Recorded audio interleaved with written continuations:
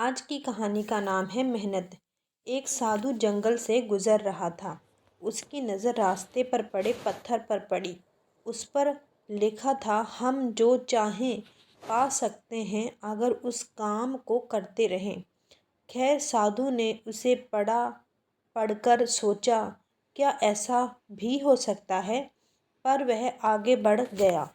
कुछ आगे जाकर उसने सोचा, क्यों ना उस पत्थर पर लिखी बात को आजमा कर देखा जाए। कुछ दूर गया तो देखा कि आगे एक राज्य था। साधु ने सोचा, यहाँ पर आजमा कर देखते हैं। साधु राज्य में चला गया। वहाँ कुछ लोगों से बातचीत से पता चला कि यह राजा के खेत हैं। साधु खेत में जाकर एक पेड़ के नीचे बैठकर तपस्या करने लगे।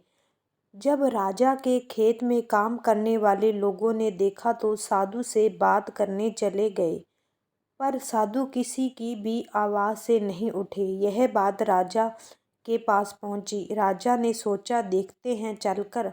अगले दिन राजा वहां गया। राजा ने आग्रह पर साधु ने उससे बात की।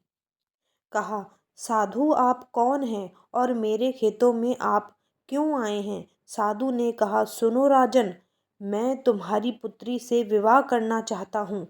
राजा साधु की बात सुनकर चौंक गया। उन्होंने सोचा कि साधु को मना किया तो गुस्से में आकर कोई श्राप ही ना दे दें। राजा ने सोचा कि ये भी हो सकता है ये हमें आजमा रहे हों।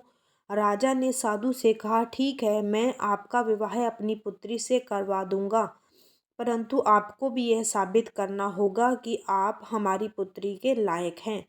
राजा ने कहा, सुना है समुंदर में एक खास किस्म का हीरा मिलता है, परंतु वह बहुत गहराई में मिलता है और वह हीरा समुंदर के सूख जाने पर ही मिलता है। क्या आप उस हीरे को ले आएंगे? राजा ने कहा। साधु ने इस बात को मान लिया और समुंदर किनारे चला गया। उसके पास जो कमंडल था उससे उसने समुंदर से पानी निकालना शुरू किया। 1 घंटा बीता, 1 दिन, 1 हफ्ता। भूखा प्यासा साधु लगातार अपने कमंडल से समुंदर का पानी निकाल रहा था। उसकी इस प्रतिज्ञा को देखकर वह समुद्र देव को दया आ गई। वह एक इंसानी रूप लेकर वहां आए और कहने लगे, साधु आप क्या कर रहे हैं? साधु ने सारी बात बताई। समुद्र देव ने कहा, ये लो, आप पहले कुछ खा लो, पी लो। साधु ने कहा, नहीं, अगर मैं खाने में लग गया तो समय बर्बाद होगा। समुद्र देव ने कहा, चलो ऐसा करते हैं, तुम खाना खा लो, तब तक मैं समुद्र से पानी निकालता हूँ।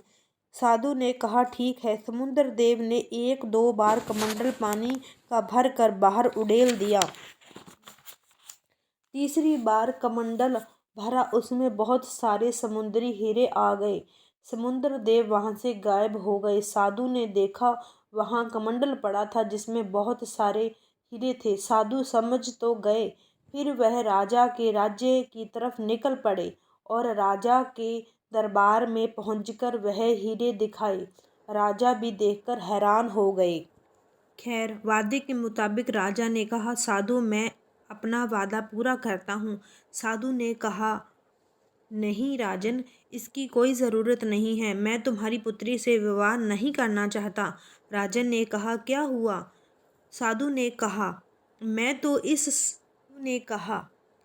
एक साधु हूँ, मेरा गृहस्थ जीवन से क्या लेना देना। इतना कहकर साधु ने पत्थर की बात सुनाई और कहा, अगर मैं एक साधु होकर उस बात को आजमाकर राजा की बेटी से विवाह करने का प्रस्ताव कर सकता हूँ तो आप क्यों नहीं?